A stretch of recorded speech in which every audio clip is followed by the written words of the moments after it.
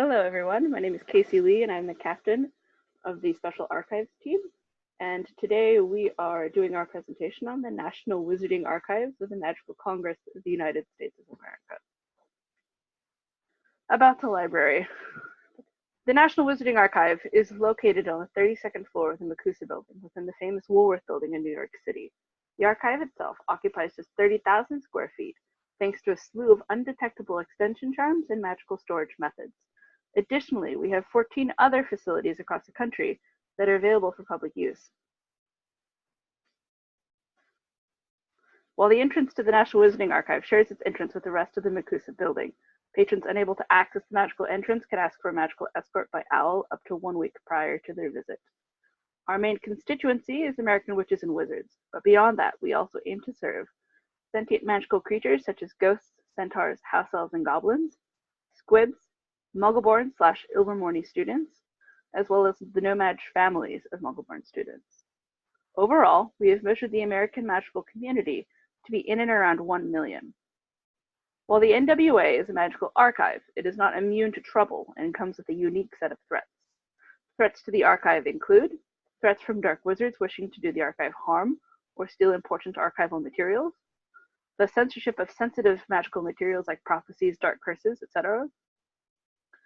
Also, while we try to make ourselves available to No-Maj families of students, the breaking of the International Statute of Secrecy of 1689, which mandates that magic be kept secret from No-Majs for the safety of all magical peoples, is a very possible threat. The NWA consists of historical books, magical scrolls, grimoires, pensive accessible memories, pamphlets, posters, photographs, prophecies, maps, and manuscripts.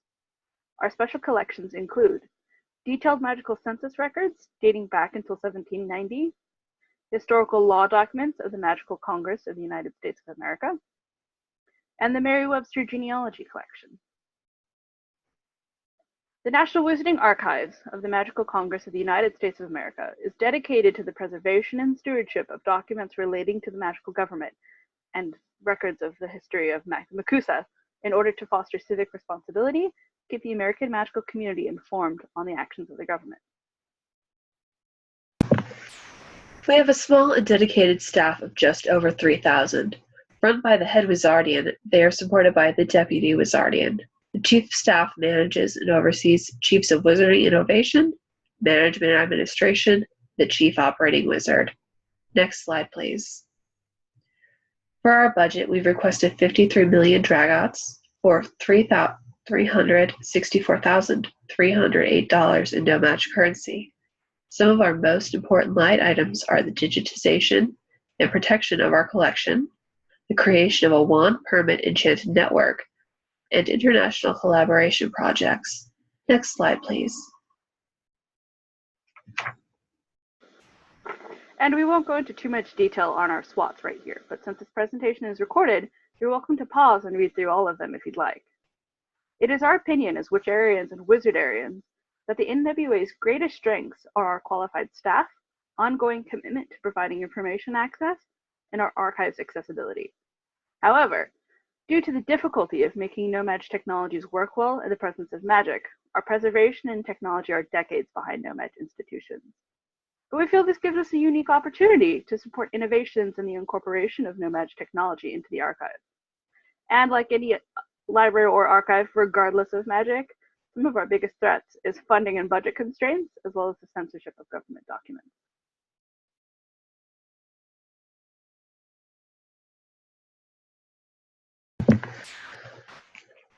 We have identified 7 areas to improve in and how we could go about doing so. Like with our SWOT slide, we'd encourage you to pause and review this. We are primarily focused on improving the experience of our patrons, protecting and advancing our collections, and gaining new patrons by making ourselves more accessible. Next slide, please. We believe our outcomes are well within reach. We are constantly striving to make lasting connections with other wizarding libraries and archives. We aim to expand our client base by making more people feel that we are accessible and they are welcome. Next slide, please.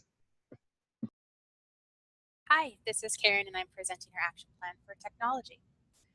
You may be asking yourselves, why do we need technology? Magic means we don't need to compete with the no-Maj world when it comes to technical advances. Magic can handle any task a mundane domestic object can perform. Not to mention, using a no-Maj device versus magical practice speaks negatively towards a wizard's competency. Then, of course, within any highly charged magical environment, sophisticated no-Maj technology simply just doesn't work. On the flip side, no-Maj technical advancement within the last decade is intriguing. Specifically, innovations like social media and information access using the World Wide Web. Clearly, integrating ourselves completely with a no-Maj environment prone to hacking and piracy guarantees serious breaches of the International Statute of Secrecy.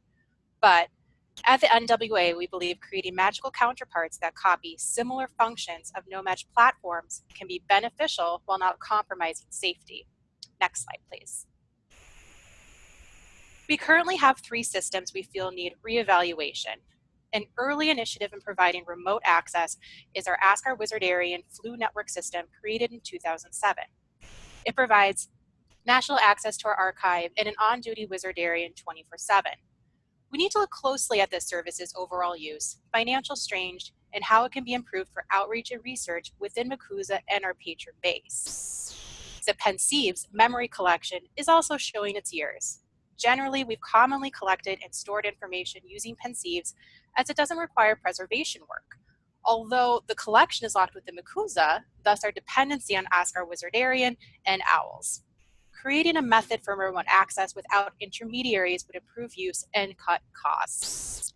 Lastly, the care and upkeep of magical creatures within the organization is a cost we can potentially eliminate.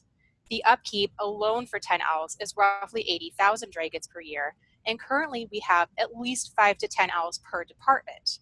Creating mechanized magic to shelve books, share communication and information within MACUSA and abroad cuts costs significantly while also putting us in line with MACUSA's 1926 statute committed to magical beast awareness. Next slide, please.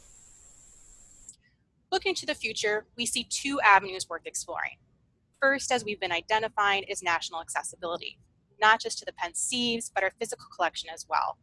Magical digitization is needed to preserve what information we have and ensure its timely availability to all American wizards. Then there's our development of the AVIS network.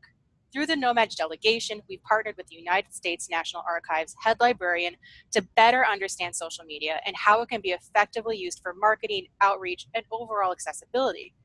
Using a 2-way communication AVIS channel between our organization and our patrons has proven incredibly successful. It's gained us followers who previously didn't use our archive and allows wizards to contribute information to our archive, rectifying gaps in our collection due to poor record keeping and past prejudices against no-Maj wizard unions, squibs, and sentient magical beings. Next slide, please. Overall, we're projecting a 3-year timeline to overhaul our systems at a cost of 2 million dragons allocated annually through MACUSA's initiative to improve efficiency and cost through magic technology. Updates are documented weekly to a team Pensieve and describe any roadblocks, successes, and avenues of inquiry. Final reporting is due to heads of department at the end of the political year for evaluation. We hope through assessment we will improve our organization's collection and internal structures, but also access and services so future wizards will always have current and timely information access for whatever their need.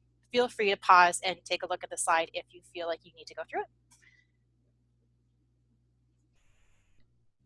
Next slide. Hi, my name is Belva. I will be introducing the Collaboration Action Plan. The 20th anniversary of the Battle of Hogwarts is approaching in May. We at the National Wizarding Archive realized that maybe we could prevent something like this from happening again if we and the other magical institutions in the world came out of isolation and would share our knowledge and our collections with each other. We have already been collaborating with our US-based school, Ilvermorny School of Witchcraft and Wizardry, located on Mount Greylock in Massachusetts. Our hope is that by sharing our knowledge and collections, we can build partnerships with the other institutions. And that if we find ourselves needing to stand up for what is right, we won't have to stand alone. Our first step will be to hire a liaison who will be in charge of this project. Our liaison should be a witch or wizard who is familiar with both our archives and what we have to offer, as well as be culturally sensitive and aware of the needs of our international partners. Our liaison will reach out to our prospective partners about the collaboration. We hope to collaborate with a total of 7 institutions: the Ministry of Magic in London, England, and 6 of the wizarding schools from around the world. Next slide, please. We have our action plan broken up into 3 phases because we want to be able to give each institute adequate focus as we work on our collaborations. The timeline for the first phase is 12 months.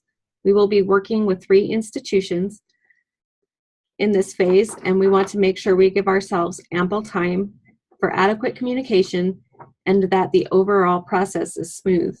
For the first phase of our plan, we are planning on working with the Ministry of Magic, Hogwarts School of Witchcraft and Wizardry, and Ouagadougou in Africa. Ouagadougou is the largest of the wizarding schools, and as Africa is the birthplace of magic, we will be able to learn a tremendous amount from them. Our timeline for phase 2 is 6 months.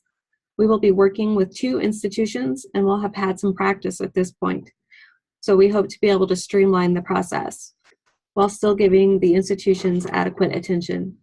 For phase 2, we plan to work with Beauxbaton's Academy of Magic and Castelo Bruxo in Brazil. Our timeline for phase 3 is the same for phase 2. It's 6 months. For this phase, we plan on working with Durmstrang Institute and Maho Tokoro in Japan. Next slide, please. Our budget for this action plan only has a few line items. The largest part of the budget is slotted for the salaries of the head liaison and his or her staff. Another significant part of the budget is devoted, as always, to owl care, mostly feeding them. The owls will act as couriers of any material we loan or share between the institutions, and the rest of the budget is slotted for meetings between our liaisons and the heads of the institutions to discuss the collaboration. Next slide, please. My name is Clay, and I will be presenting the Marketing and Social Outreach Plan.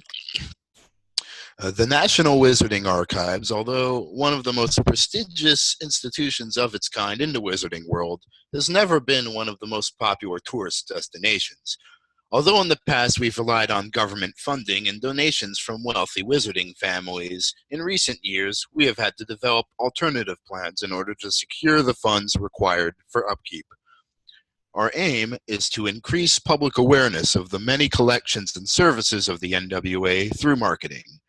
As was mentioned earlier, no Maj technology is incompatible with magical environments, so much of our promotional campaign will be conveyed through the still thriving magical printing world, in prominent wizarding magazines and newspapers, as well as posters in public places and advertisements on the Wizarding Wireless Network radio. We also have a stated goal to collaborate with the Aviz social media team and to help them develop their project, allowing us to promote the NWA to wider audiences and marginalized groups that have previously been underrepresented at the archives. Next slide, please. Our first step is to organize a committee that will oversee this new marketing division. Following that, we're going to then research which magical media organization would provide the best platform for our advertising campaign. We're going to form strong partnerships with these organizations in order to best determine how to reach our potential audience. Next, we will create distinctive advertisements and present our work to the companies to launch our marketing campaign. While this work is being undertaken, several members of the committee will be working with the Aviz social media team. At the conclusion, the committee will prepare a report and present their findings to the National Wizarding Archives leadership, analyzing our progress and identifying where we can make improvements continuing marketing the NWA in the future. Next slide, please. The estimated timeline for the initial stage of this project is approximately a year, with the marketing team set to continue after our initial report to leadership is submitted. Our budget is approximately 2 million dragons with several line items including salaries, partnership expenses, advertising space, artistic supplies, and other materials. Next slide, please. Hi, I'm Chris, and I'll be presenting the action plan for naturalization and citizenship documents and records. We plan to improve the accessibility of filed citizenship documents and WAND permits for genealogical research. We want to use permit data to track trends in WAND use over time, and as part of our commitment to transparency, we will publish our findings in WAND statistics. Next slide, please. This is a major undertaking, considering the physical distances between our targeted documents. We're also working to incorporate no-match technology into our archive, a slow process to be sure. To identify what documents we need and where we can find them, we'll appoint representatives who have connections to different branches. We want to have a group of people who have experience and competence working with different MACUSA entities. We're willing to let this portion of our plan take a year to ensure that we have the right people. As important as these people are, there's still a lot of vital work to do within our own walls. A week will be spent to ascertain our archivists and aides' comfort with no-match technology, and an intensive training on using a digital catalog will be tailored to meet that assessment. Historically, we found no-match creations look more intimidating than they truly are. We're also very confident in our team's ability to learn new things. Once our team is ready to start digitizing, we're going to start approaching different branches for their records regarding naturalization and WAND permits issued. We anticipate the digitization process to take a year. We are willing to hire and train new staff to speed along this process. Next slide, please. Hiring a liaison from our no-match counterpart, the National Archive and Records Administration, is a major expense. We believe it necessary to have someone familiar with no-match technology and how it can be best used in an archival environment. We anticipate needing their assistance for 2 years. Our other major expense is teaching our team how to use unfamiliar technology and then having a team dedicated to using that skill. We believe that this is ultimately a skill that will be useful for future projects, and we can eliminate future training costs by having that provided by senior staff members. Next slide, please. And that is our presentation. Thank you, everybody, for listening.